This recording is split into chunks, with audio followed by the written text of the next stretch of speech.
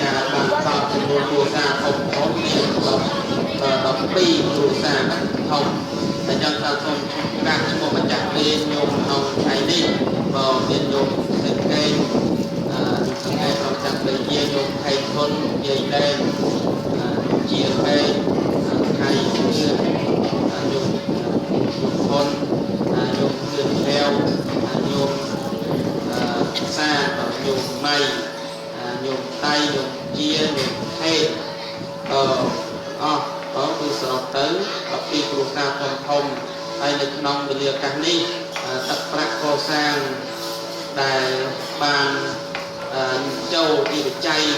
តម្កល់ទុកក្នុងវត្តកម្រិតជ័យណែនេះម្ចាស់វេនទី13ព្រមទាំងញាតិញោមជាពុទ្ធបរិស័ទ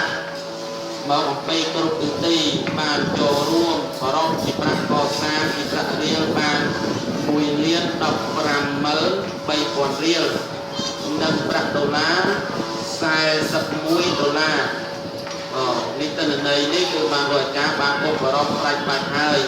បកគលមកដៃស្មារតីដើម្បីប្រកាសជំរាបដល់ញាតិញោមទាំងអស់ជាម្ចាស់វេនក្នុងវេលាឱកាសនេះក៏សូមឧទ្ទិសកល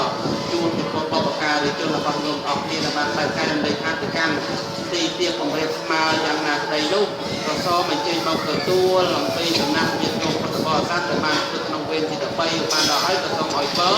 ដល់ញោមប្រុសស្រីទាំងអស់ក៏សូមឲ្យធ្វើកិច្ចការអ្វីបានក៏គង់ផងឲ្យជារូបសាស្បាយសូមឲ្យបានសម្រេចគ្រប់ភារកិច្ចទាំងអស់សូមអនុមោទនា